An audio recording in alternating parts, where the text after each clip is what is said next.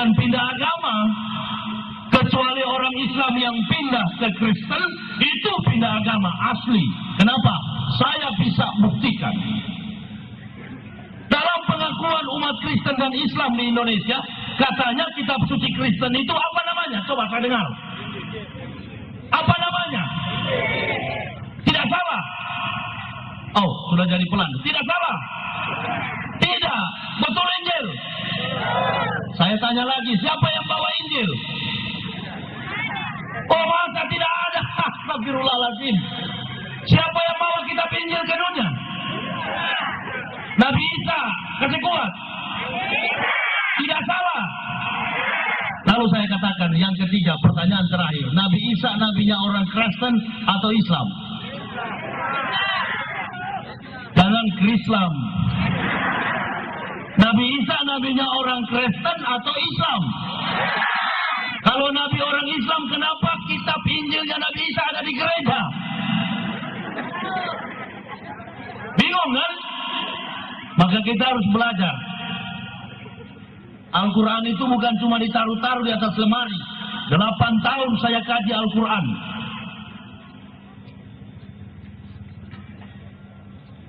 Delapan tahun saya menganalisis setiap tulisan scripture dalam Al-Quran. Untuk apa? Bukan untuk masuk Islam. Mencari-cari tahu di mana kelemahan Al-Quran, lalu saya ingin menyerang dengan argumentasi filsafat. Tapi apa yang terjadi? Jangankan satu kata, satu titik dalam Al-Quranul Karim tidak ada dapat diselewengkan oleh otak dan tangan kotor manusia. Jadi yang Bapak Ibu katakan tadi, Al-Quran dan Injil itu adalah kitab suci Kristen, saya berani katakan tidak benar, salah. Langsung ketahuan, Muslim KTP. Salah. Coba, kalau saudara tidak salah pasti tahu ketika Rasulullah SAW sholat sunat fajar, beliau senantiasa membaca rakaat yang pertama dengan bunyi ayatnya demikian. Qul amana billahi. Katakanlah kami beriman kepada Allah. Wa ma ursila ila Ibrahim. Dan apa yang diturunkan Allah kepada Ibrahim. Wa Ismail, dan kepada Ismail, wa Ishaq, dan kepada Ishak, wa Yakub, dan kepada Yakub, wa ma utiya Musa, wa Isa, wa ma utiya nabiyuna min rabbihim, la nufarriqu baina ahadin minhum wa nahnu lahu muslimun. Dan apa yang diturunkan Allah kepada Musa dan Isa. Jadi telah jelas bahwa kita beragama Islam, alhamdulillah, syukur. Beragama Islam tapi tidak tahu apa itu Islam. Bagus sekali. Makanya ada istilah di Indonesia, oh, Kristen dan Islam sama. Siapa yang mengatakan Islam sama dengan agama lain, itu tidak lebih daripada anjing tukang bajilat. Saya bukan di Gorontalo, saya berani di Manado. Di Manado ada slogan, kita orang semua bersaudara. Saya katakan tidak bersaudara. Saya tembok, ente tidak tembok.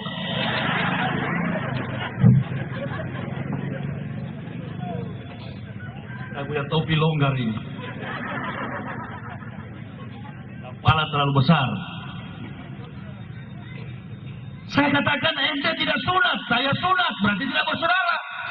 Akibat dari slogan ini, maka umat Islam tidak lagi udhulu fisilmi kafah. Tidak hidup dalam kafah Islamnya. Islam hanya simbol. Sama dengan di Jawa, datang Indomie satu bungkus, murtad dari Islam.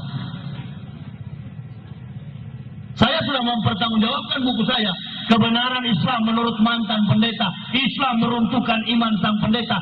Di dalam buku saya ratusan data kepalsuan kitab suci Kristen. Pendeta-pendeta di dunia ini, jangankan Indonesia, kelas dunia, dan saya menyurat, dan jawaban mereka berdiam diri adalah emas. Saya panggil berdebat. yang jago-jago ditemukan geming sana, tidak ada. Karena saya tahu yang mereka pelajari bukan teos dan logos, bukan teologia, tetapi tolologia. Ini permainan filsafat Paulus. Jadi agama Kristen itu agama yang menyesatkan. Tidak salah, orang Kristen tidak salah. Beragama itu wajib di negara kita. Kalau tidak beragama dianggap komunis. Yang saya mau sampaikan bahwa kalau orang Kristen nggak masuk Islam, itu nggak akan masuk surga. Pendeta-pendeta neraka jahanam. Walau ana ahlal kitabi aman wa takalla kafarna anhum sayiatihim wala atkalahum jannati na'im.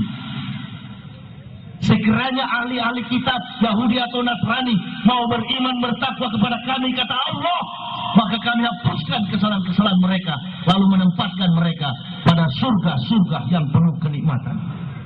Jadi pendeta-pendeta yang masuk surga itu bukan pendeta yang di gereja, pendeta yang masuk Islam seperti saya. Insya Allah. Kalau bapak ibu mati, beda dengan saya mati. Kalau saya mati sekarang, tidak lagi dihitung dosa-dosa saya. Enggak. Karena Al-Quran yang bilang tadi, bukan ustadz, bukan kiai. Al-Quran yang bilang. Ada ahli kitab mau beriman, bertakwa kepada kami, kata Allah. Kami hapuskan kesalahan-kesalahan mereka, lalu menempatkan mereka pada surga-surga yang penuh kenikmatan. Beda dengan bapak ibu, 7 langkah dari kubur orang pergi, Munkar dan Nakir langsung serang dengan argumentasi 1001 macam pertanyaan. Saya tidak, begitu bersyahadat langsung kertas putih. Itulah hebatnya kalau dari kafir masuk Islam langsung bersih. Tapi yang lahir dari kandungannya Muslim lalu tidak kafah, ente siap-siap saja. Memang di Islam ini nggak ada juru selamat. Cari selamat masing-masing. Selamat pun belum tentu selamat. Tidak apa-apa. Walaupun nggak ada juru selamat, tapi yang namanya Muslim yang sudah mengucapkan 2 kalimat syahadat pasti masuk surga. Dia mau sholat atau tidak sholat, dia mau puasa atau tidak puasa, yang namanya Muslim pasti selamat. Lalu yang tidak sholat-sholat di sana yang dibentor-bentor itu, karena tuh bentor itu kan seharian penuh di jalan, dia sudah maghrib mana dia, gak peduli dia dengan azan, yang penting cari uang. Saya kan sering lihat bentor-bentor itu. Jadi yang nggak sholat-sholat hukum sama saya, wah itu baru namanya ustadz hebat. Oh beda, ente yang nggak sholat-sholat, kalau mati ente mampir dulu, ente sudah babak belur, sudah benjol-benjol, baru ente sampai. Jangan dulu senang. Untuk apa masuk surga kalau sudah cacat? Percuma. Iya. Kemarin saya ceramah di Marisa. Waktu saya khotib di Marisa, sholat Jumat, masih ada orang bawa bentor lalu lalang depan Masjid Al-Ikhlas, Buntulia. Dan itu bukan orang Kristen. Saya tahu, uti-uti semua itu. Berarti Muslim. Ente dapat 30.000 satu hari, silakan. Tapi besok lusa, ente berobat ke dokter sampai 100-300.000, sampai bentor habis. Islam juga mau nyuruh mencari jabatan setinggi langit. Islam perintahkan cari harta, cari tumpuk setinggi-tinggi langit. Imali dunia karena kata Yesus abadan wa maliyati roti. Karena kata mutukodan, carilah duniamu seolah-olah hidup 1000 tahun, cari akhirat seolah-olah mati besok. Tapi ingat, mencari sesuatu itu harus seimbang dengan iman dan ketakwaan kita kepada Allah Subhanahu wa ta'ala.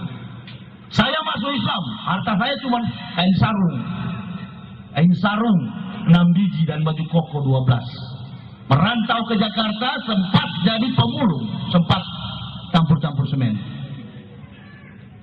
Selama 4 bulan menderita. anak saya tidak sekolah.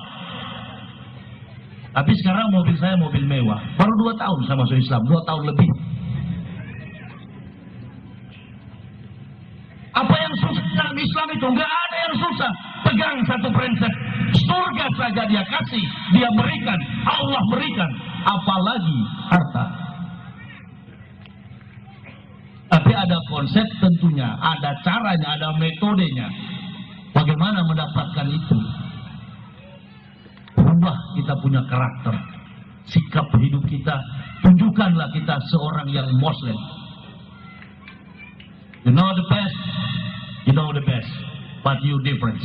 Bukan yang terbaik, bukan yang pertama, tetapi saya adalah lain daripada yang lain, tampil beda, istilah orang modern. Jadi sebagai Muslim harus tampil beda. Orang Kristen aja bukan main wibawanya, padahal kafir. Makanya saya pernah katakan, seburuk-buruknya Muslim, walaupun dia perampok, pembunuh, pemerkosa, masih dia lebih suci daripada seorang pendeta dan pastor. Kenapa? Karena yang kita perlu cari sebagai manusia di dunia ini adalah kebenaran, bukan kebaikan. Semua agama mengajar baik, tetapi hanya satu agama yang mengajarkan kebenaran, hidup kekal, dinul Islam. Inna dina indallahil Islam. Tidak ada agama yang diridhoi kecuali agama Islam. Saya sendiri tukang tantang-tantang Islam, dan di Kristen saya menganggap diri benar.